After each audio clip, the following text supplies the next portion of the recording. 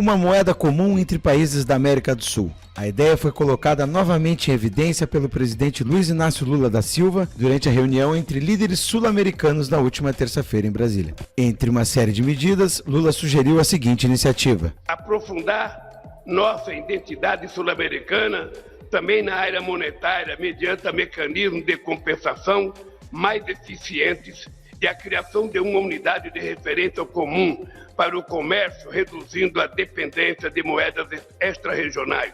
Mas afinal, quais as vantagens e desvantagens de uma moeda comum entre o Brasil e outros países da América do Sul? Para responder essa e outras dúvidas, o Direto ao Ponto conversou com o economista e professor da Universidade La Salle, Moisés Weismann.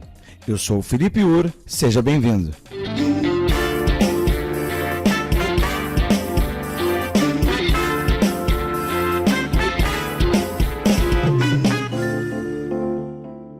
Tudo bem, professor Moisés? Obrigado pela participação aqui no programa Direto ao Ponto do Correio do Povo. Professor, essa ideia do presidente Lula não é nova, né? Já ouvimos falar dela em governos anteriores e até com outros países.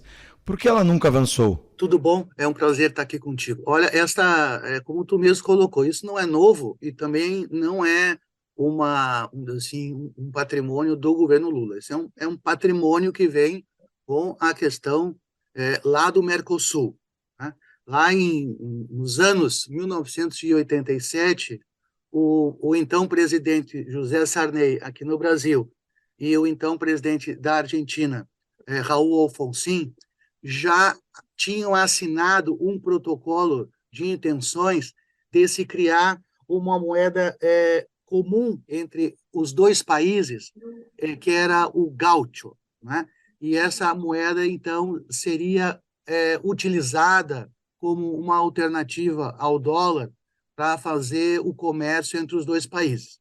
Então, isso é uma pauta que ela eventualmente volta com mais força ou volta com menos força, dependendo, vamos dizer assim, da visão, da visão de relações internacionais de quem está no governo. Se tem uma visão de mundo um pouco mais vamos dizer, globalista, vamos dizer assim, plural, globalista, não é? Ou se nós temos uma visão de mundo um pouco mais nacionalista, não é? Como quer dizer, um pouco mais voltada, então, para além das nossas fronteiras, ou uma visão de que a questão nacional é mais importante do que tudo. Nós estamos, então, nesse momento, numa outra perspectiva de visão de comércio, de visão de relações internacionais, que se tem essa possibilidade agora, né? Não mais só com a Argentina,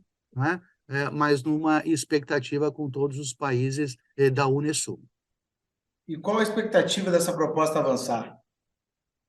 Olha, ela sempre tem algumas amarrações, ela não é uma proposta fácil de avançar, porque, vamos dizer assim, os países aqui da América Latina, eles foram construídos, foram socializados muito mais olhando para o hemisfério norte do que olhando para os seus vizinhos. O que eu quero dizer, né, o próprio Brasil tem mais ligações com os Estados Unidos da América do Norte e mais ligações, né, hoje com o mercado, com a zona do euro e com a China, né, do que historicamente com Uruguai, Argentina, Paraguai, né, e esses países que nos são vizinhos, né? E isso também não é uma questão somente brasileira, também é uma questão desses outros países, né? Eles olham mais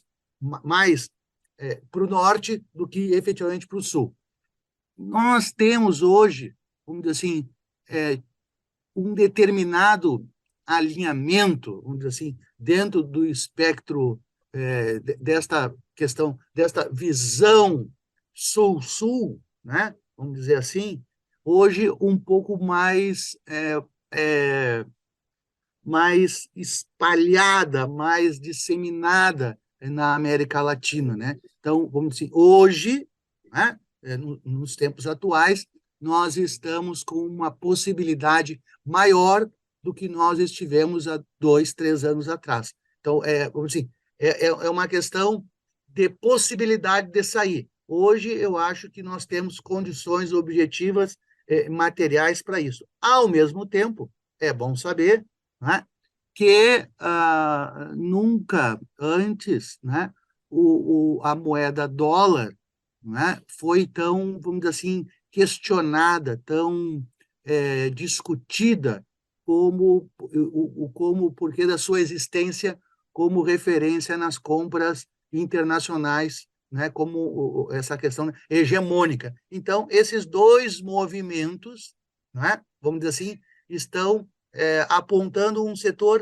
vetor, desculpa, positivo para isso, né? Então, tem este encaminhamento. Agora, tu sabe que para cravar a questão de possibilidades de sair, eu não consigo fazer isso. Eu consigo perceber que, a partir da reunião, né, que nós estamos tendo no Brasil nesse momento, há uma possibilidade mais positiva de fazer este acordo na América Latina. E, professor, como funcionaria essa nova moeda? O real deixaria de existir? Qual a diferença dessa moeda para o euro, por exemplo? O euro substituiu, né? O euro substituiu as moedas nacionais de alguns países que aderiram, né? Lembra agora, há pouco tempo atrás, a grande discussão da Inglaterra se saía ou não da zona do euro, porque, obviamente, ela a lira, né, deixaria de existir e só iria existir o euro, né? Hoje nós não temos mais o marco na Alemanha, né? Nós temos o euro, não temos mais o franco na França, é o euro que circula. No caso desta moeda comum, não é? Nós manteríamos as moedas nacionais, teríamos o real, o peso argentino, o peso uruguaio, o guarani paraguaio, não é?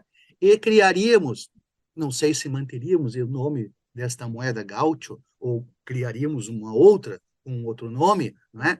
Que ela serviria como liquidação de compras internacionais entre esses países, né? Então,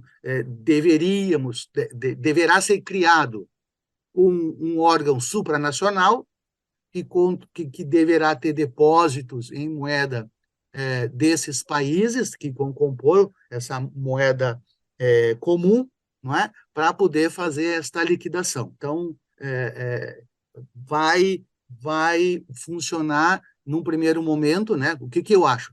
Num primeiro momento, teríamos uma moeda comum e, quem sabe, para um outro patamar de maturidade da região e obviamente, de estabilidade e equacionamento, não é? Entre os níveis socioeconômicos da região, poderíamos ter, não é? Mais para frente, né, lá uma moeda única. Isso nem está no horizonte da discussão. O horizonte da discussão hoje é ter esta moeda comum, né, para poder facilitar as trocas entre os países, né, significa intensificar a compra e venda intrarregional, o que favoreceria de uma maneira mais potente os agentes econômicos instalados aqui na América do Sul. Sim, professor. E quais as vantagens de nós termos uma moeda em comum, mesmo que somente para essas operações comerciais, internacionais? Uhum. Bom, porque, vamos dizer assim, o que eu estou intuindo, né?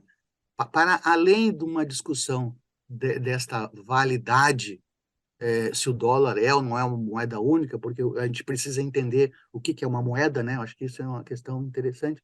A moeda é uma mercadoria, não é? Que ambas as partes, ou nesse caso, hoje, o mundo inteiro, aceita como moeda de troca sem questionar a sua validade, né? E isto, no período pós-Segunda Guerra, foi muito tranquilo que, vamos dizer assim, que os Estados Unidos da América do Norte assumisse esta posição, porque ele foi um dos responsáveis importantes de reconstrução da Europa por conta da guerra e também dos países da Ásia, né? Então, vamos dizer assim, o mundo se inundou de dólares, né? E isto, então, nós tínhamos bastante dólares e isso pôde, então, servir como moeda de trocas e aceita e todo mundo, né? Teve a primeira crise, não é? No começo dos anos 70, com a queda do padrão dólar para o ouro, não é? É bom lembrar que agora, em 2008, nós tivemos uma quebra do sistema financeiro norte-americano com a crise dos prime lá, não é? E que fez com que o dólar se escasseasse por alguns meses, dificultando o comércio internacional.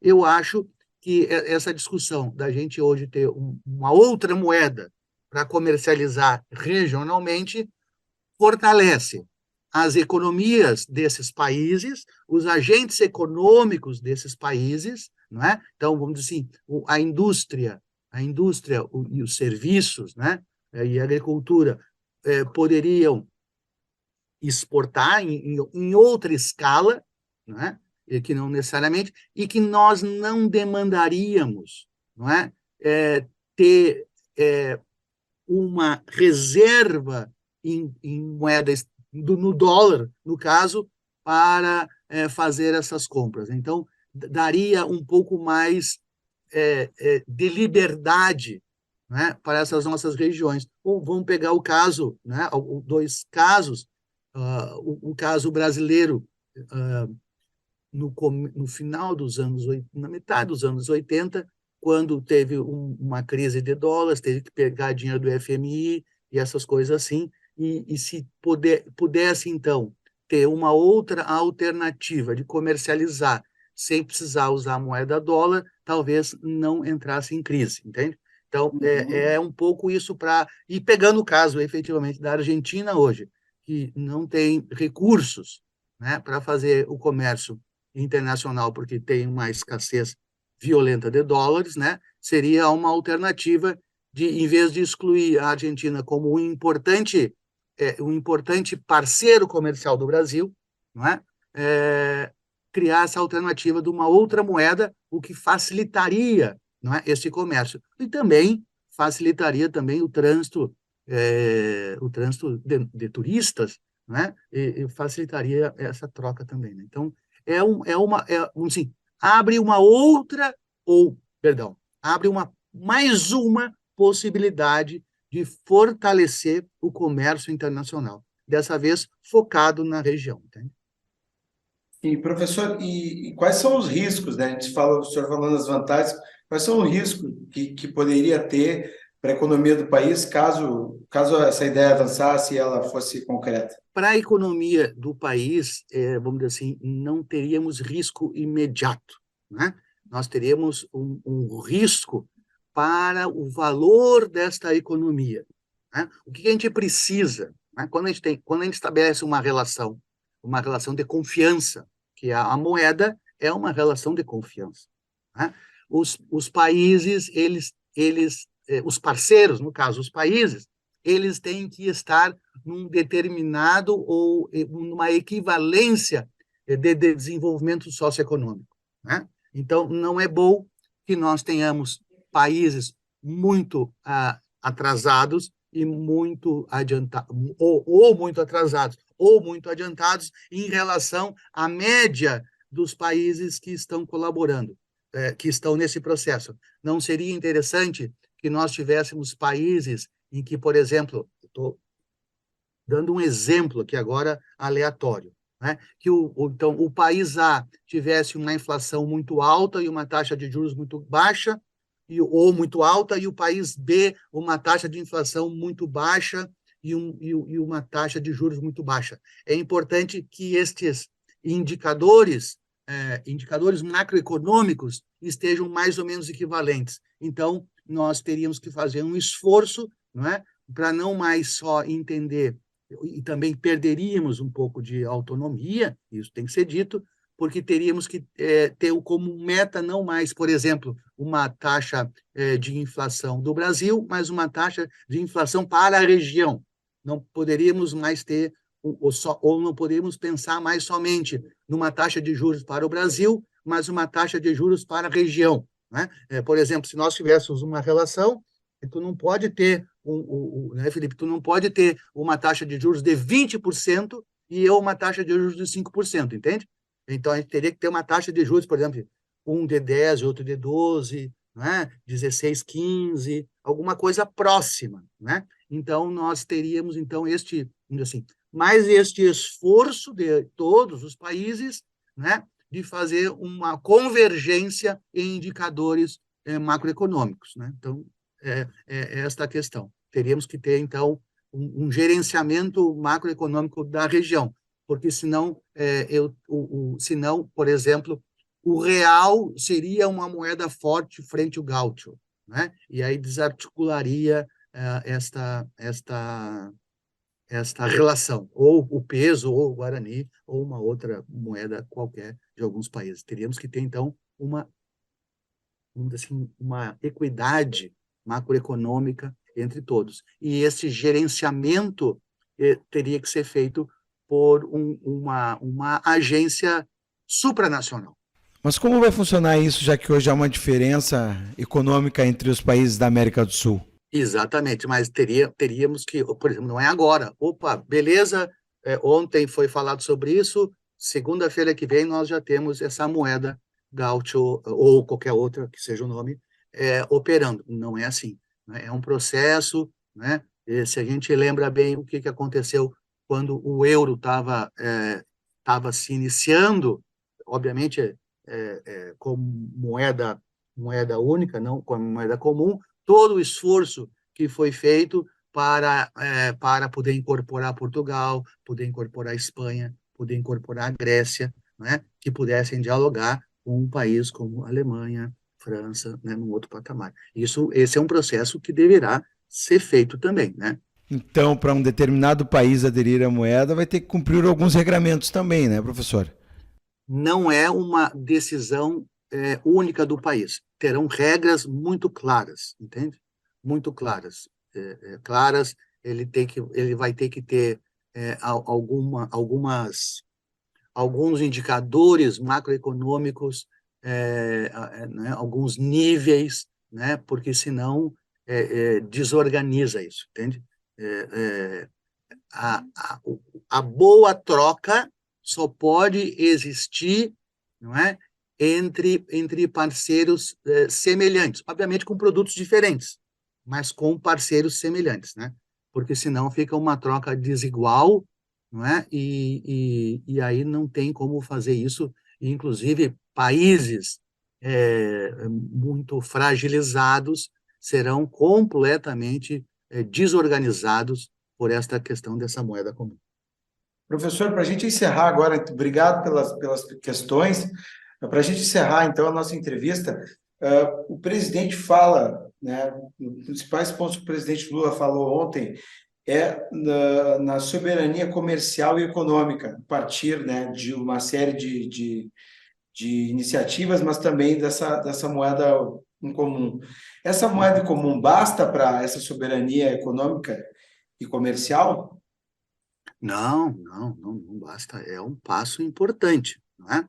E a gente tem que, talvez, esmiuçar um pouco mais o que seria uma soberania numa relação de comércio, né? Eu quero acreditar, não é, que a soberania nesta relação comercial seja isso que eu falei, né? De que a gente passa a comercializar num patamar equivalente, né? No sentido em que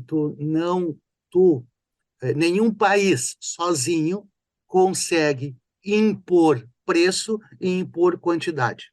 Então, entende? Não faz exigências para além das exigências econômicas comerciais. A gente não entre fragilizado, não é? E que a gente não entre com, vamos dizer assim, tendo que comercializar o que aconteceu no Brasil por muitos anos, somente para a gente conseguir moeda estrangeira, né? Lembra que nos anos 80, nos anos 70, lembra?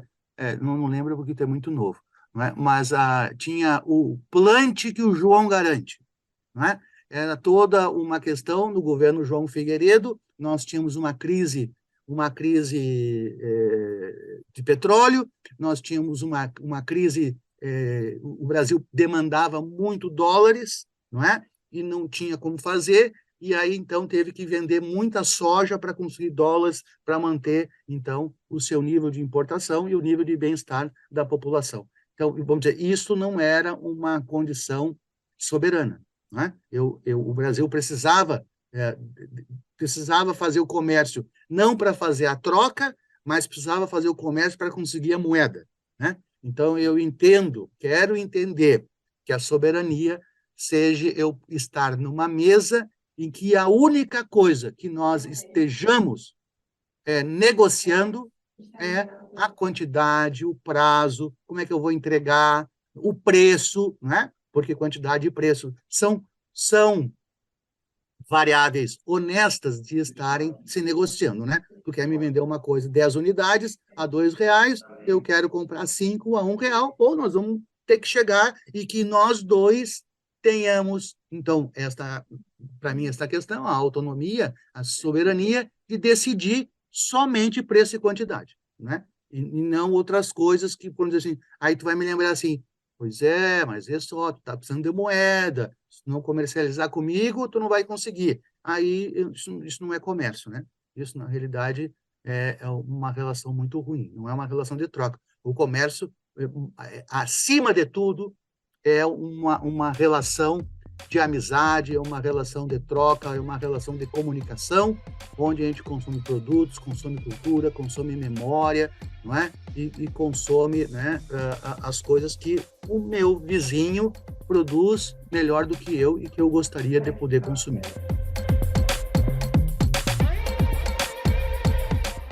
A União Europeia criou o euro. Por que os BRICS não podem criar uma moeda? Por que país como a China, com 1 bilhão e 400 milhões de habitantes, a Índia com 1 bilhão e 400 milhões de habitantes, o Brasil com 220 milhões de habitantes, por que a gente não pode criar uma moeda? Por que a gente é obrigado a ter que comprar dólar para fazer o nosso comércio? Apesar das pretensões do presidente, o processo não deve ficar pronto em pouco tempo. Para essas e outras iniciativas entre o Bloco Sul-Americano, segundo o próprio Lula, o grupo de ministros de Relações Exteriores deve apresentar uma proposta em cerca de 4 meses. Se a gente tiver a nossa moeda junto com outros países para a gente discutir a nossa relação comercial, é um bem. Esse foi mais um podcast do Direto ao Ponto do Correio do Povo. Os áudios utilizados são da TV Brasil. A edição do episódio de Matheus Santos. Este e outros programas você encontra no site do Correio do Povo e nos principais tocadores de podcast. Até a próxima!